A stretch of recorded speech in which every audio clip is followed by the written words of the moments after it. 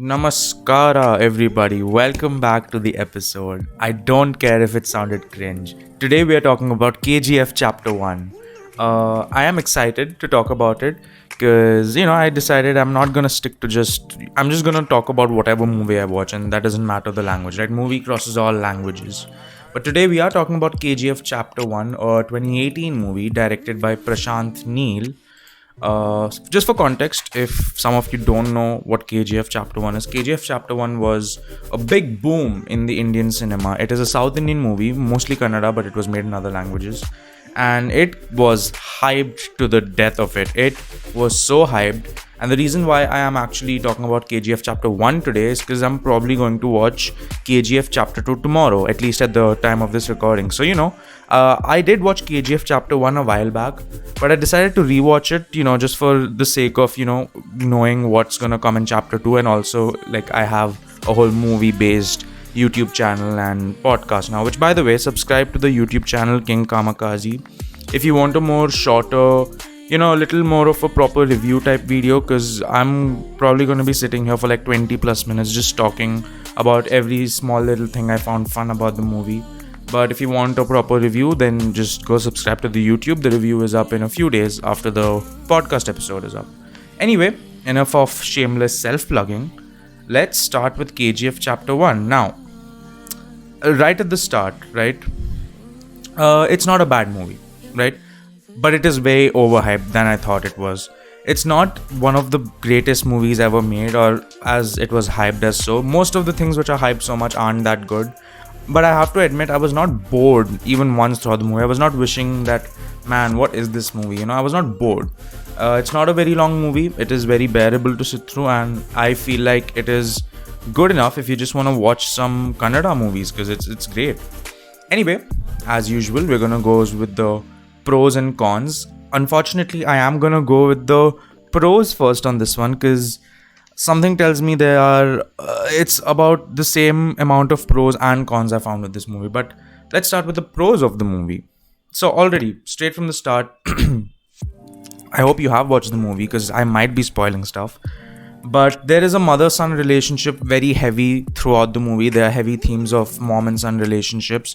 Really, really well done. So the whole, basically Yash, who plays the character Rocky Bhai, I know, Rocky Bhai, but he plays the character, is basically motivated by his dying mother's wish, which says, because they're super poor, they grow up in the streets, and she's like, promise me that you're gonna grow up and be super powerful and super rich. And that's what sets him out on this path of a gangster, because we all know you don't make money if you're gonna do an honest living, let's be honest. So yeah, I feel like throughout the movie there are heavy themes of mom and son relationship, and it is very, very well implemented. Probably one of the best parts of the movie every time. And I like it's not just a backstory in the start, it's not just, oh, this is what happened to his mom, so now he's like this. Like, they show it throughout. It's good incorporation of his mindset and why he is like this. I'm talking about a bit of a character study here. But yeah, I really like how they do it. Different scenes, they show flashbacks to his mom. His mom, not exactly the great mom. She just tells him, someone just says like, hey, your son went with a group to fucking beat that shit up, and she's like, you motherfucker, you go alone. She didn't actually say that, but she is also in a very terrible state, and she's fueled by vengeance, and she passes that on to Yash, who takes it to another level, or Rocky, I should say. But yeah, the one of the best parts of this movie, one of the best themes of this movie, is the mother-son relationship. So let us move on with the next part. Now you might be wondering who's called Rocky. He was obviously not named Rocky. I forgot his full name. They just call him Rocky Bhai throughout the movie. I do like the origin of the name. It's very fun, and it's also very smart in a way, because I don't know if it's original or not. But basically, when he's a kid and he's on the streets and he sees Raymond ads, and he's like, what the hell is this? And his other friend explains like, oh yeah, this is like, it's a brand and you're marketing yourself. So I really like the idea. I'm a commerce student, and I fuck with the idea that, okay, so he decided, you know what, I'm gonna make myself a brand. And I think that's genius, because it actually works. Like, and they even explain in the movie, no one knew what he looked like, but they knew the name Rocky. So he basically makes a brand out of himself, which I think is super genius. I don't know who wrote that. That's very cheeky writing, but I do appreciate it. That's fun. I like that. There is a scene where they have to assassinate the big bad of this movie, basically.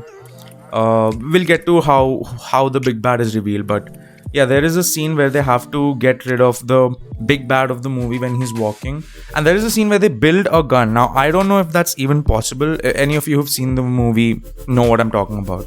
I don't know if that's possible, that you can just take different parts of a gun and just build it that quick, but it looked dope. Look, it's a movie, right? If you're gonna expect super realistic realism, then you should not be watching movies. But it was super fun. I love the way they did it, and he almost hands the gun, but then later it's revealed that Rocky purposely didn't kill the big bad, but whatever. But I think the gun building scene is dope. I don't think it is actually possible to do that, but it is. And speaking of the big bad of the movie, there is a power hierarchy which always increases in the movie, and I really like this about the movie, because every time you're in the movie you're thinking, oh, this is the obviously you have Rocky, but Rocky is not a gangster. Like, he's trying to rise up in the ranks. He's coming from the dirt, right? And every time you think, oh, there's the big bad, they always keep revealing that there is someone bigger and badder than them, someone who has more power, someone who can wipe all of them together. And I think that's very good. That happens very quickly as well. The first half of the movie, they eventually get to the main big bagger. Every time you think, oh, this is the villain Rocky will have to face, no, there's someone who's more powerful. Or this is the guy, no, that guy kisses the hand of someone else. Like, there is always an increase in power, which kind of, if you see it through Rocky's eyes, right? Again, going back to character sketch, if you go see through Rocky's eyes, you can see how he always sees there's always someone bigger than someone. So it would make sense to go for the biggest person and try to get in power, because his whole thing is, if you have power, you have money, right? I think it's great. I really like how they keep revealing that, there's always going to be a bigger shark, no matter how much of a big shark you are, which is, I find it super fun. And as I was saying earlier, speaking of the movie or the pacing, good pacing. I really like this. The first half, I watched the first half till the intermission. Thank God Indian movies have intermissions. Fucking Hollywood movies. I'm just joking. Anyway, so the first half I felt was good. I didn't feel dragged out. First half is when you really get to the meat of the movie, right? It's the build up. The whole first half of the movie is the build up to what the whole plot of the movie is.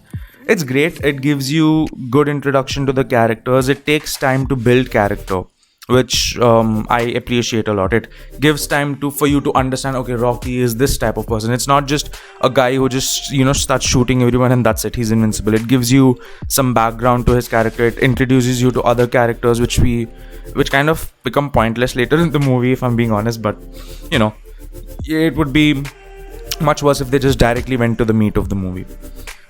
And I thought the first half was good, but the second half is... Obviously, the second half of the movie is the best part of the movie.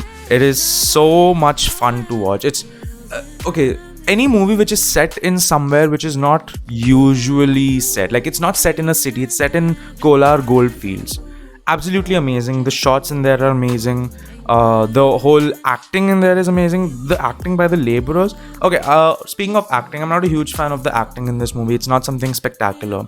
Yash does acting, but I've not seen enough Yash movies to know if this was a groundbreaking role for him, because he's not doing much, if I'm being honest. He's just, being a badass. He's being... It's I would say Salman Khan type acting. Except, obviously, better than Salman Khan, because Salman... Oh, you know what? No, I stand by that. Salman Khan acting. Because Salman Khan also does exactly what he does usually, and it's that type of, stoic face, not really a lot to show.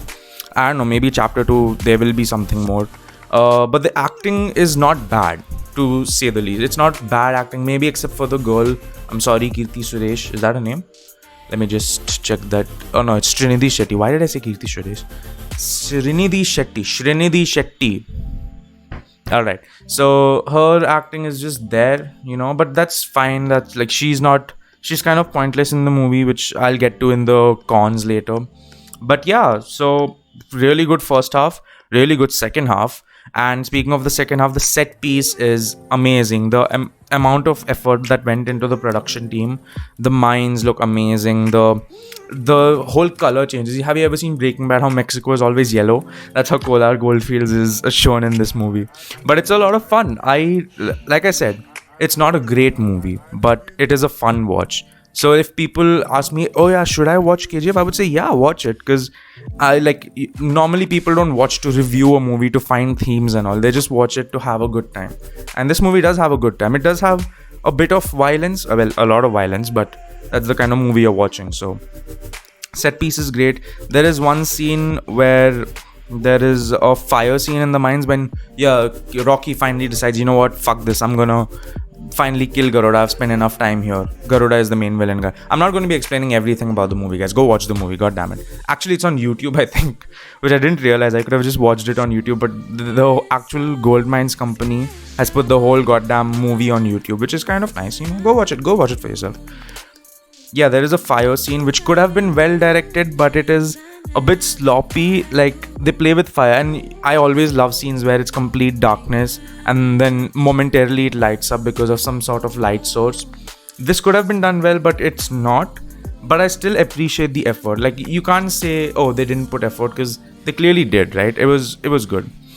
And yeah, again, set design I've written twice here. Oh, one for the final scene. Yeah, it's really cool. The final scene setup, the amount of people they got for that scene, the whole design of it, the whole build up to it, I really enjoy it. Final scene, hype ending, absolutely amazing ending. I'm so glad it didn't end in a... I mean, it kind of did end in a cliffhanger, but we know that's not really a cliffhanger because chapter 2 is out already, right?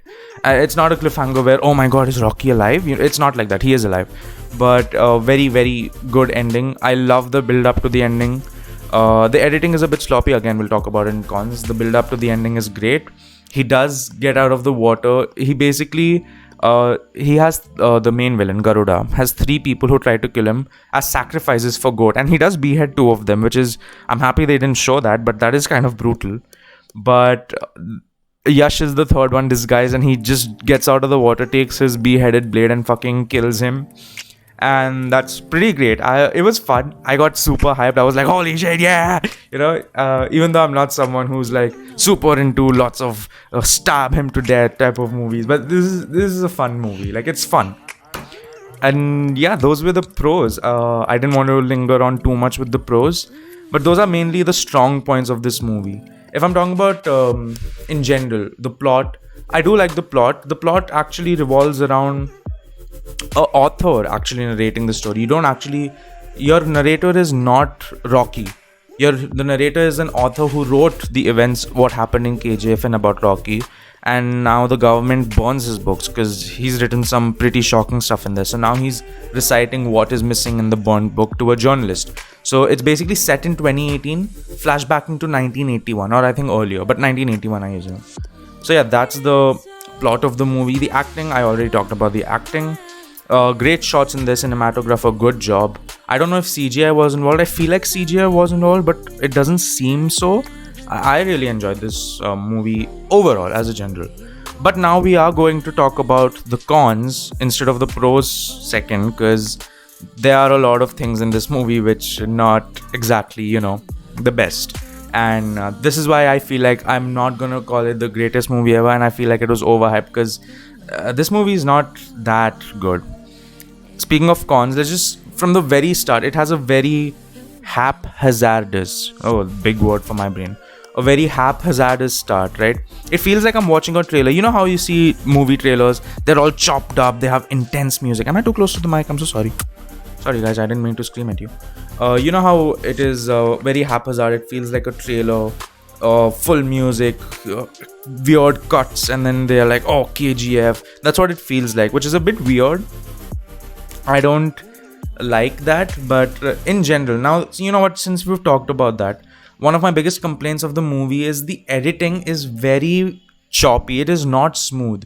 They try to, obviously they have to keep the movie fast paced, right? That's the whole idea of the movie. They want to make sure it is fast paced, so they do a lot of weird editing to it, but it really doesn't come off as good. It often feels like I'm watching like a B movie, the editing. I'm not talking about the whole movie. The editing in general, like it's very choppy. The transition between scenes is super weird. It's like you could have done it a bit more smoother, and I feel like they decided that they'll give a good pace to the movie at the cost of good editing for the movie, which is, it's fine. I do like that the movie is a bit short, and it's not a bit short, it's 2 hours 47 minutes, but that's short for me. But yeah, the editing is very weird. And the biggest complaint, which every South Indian movie or even Bollywood movie, I'm tired of everyone saying South Indian movies are like that. Plot convenience. One man defeats at least 30 to 35 or 40 or 50. He possibly could defeat 1,000 men at one time. And I think that's absolute bullshit. This movie suffers from that heavily. Throughout the movie, there's not a single scene where you see our main protagonist get even a bit of a scratch. And I get it, he's a strong person, he's born from the streets, he's rough. But no human being is like that. All the enemies always go one at a time. And this is a very cliche trope, right? It's not something new. It happens all the time. And I'm unhappy that the movie decided to be so unimaginative and just decided to, go with it. He keeps beating the shit out of people. No one puts even a scratch on him. It's not even like 2 minutes a protagonist gets hurt, but then he beats anyway. That's not good either, but at least you show he is vulnerable.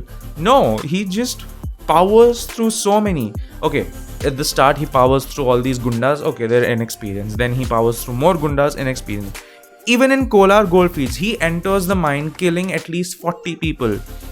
You're telling me one man can go against 40 trained guards? Are you kidding me? Even in the mines, by the way. Like, there is not a single scene in the movie, a fight scene in the movie, where he just does not get hurt. And I do not like that at all. That is plot convenience, and I do not agree with that. I feel like plot convenience is a bitch, and that's stupid, And speaking of Srinidhi Shetty, why am I not pronouncing Srinidhi Shetty? Artacha, okay. So Srinidhi Shetty's character, unfortunately, I don't even know her name of the character. What the fuck? Wait, let me just check that. Oh yeah, Reena. Yeah, I remember. Completely pointless. Have you ever seen, how movies, especially Indian movies, have side love plots which are so useless to the story? They make no sense. The actress has zero role. This is one of those movies. Again, it falls into your very cliche Indian movie romance trope. It's just pointless. Her character has no meaning. And another cliche trope it falls into is, it's really, really bad. It's like, he creeps on the girl, he meets her for the first time, he already goes in for a kiss. Sexual assault, let's go. And she's like, oh no. And then it's so bad. It's just bad. He sees her, like, you have this mother-son thing where he picks up a bread for this woman.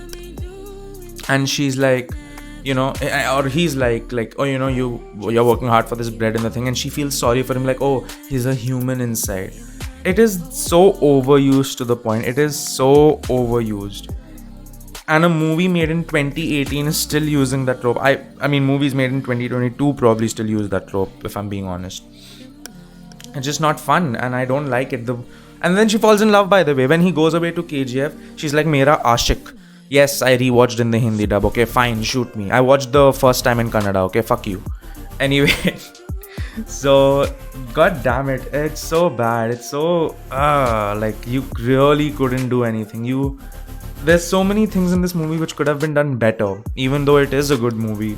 But it could have been done better, and no one's gonna acknowledge that. It's a very cliche trope, pointless love story. If you forget that her character exists, they have to literally show scenes for you to be like, oh yeah, he did have a crush on this girl. He had a crush on her, and now she loves him. My man is out there in KGF fucking people up, and you're like, oh, Mera Ashik. Shut the fuck up. Dumbass character written by whoever. Yeah, and there are a couple of cringe dialogues in this. I'm not gonna lie. Look, you can't say every movie is perfect, right? Indian movies, I give a little bit of slack, because compared to what they used to be, they are infinitely much better. And I feel like people in general, like, I'm in India, right? people in general, they give a lot of shit to Indian movies. Like, oh, Indian movies have too much drama and shit and that. But like, damn, bro, just watch the good Indian movies then. Don't go watch commercial crap which they give in theaters. Like, the same kind of shit will be acted by some really good Hollywood actors, and people will froth over them like, oh my god, this is so good. Like, shut the fuck up. Just because you don't know how to watch movies. But very cringe dialogues. There are a lot of dialogues which are just like, would you really say that?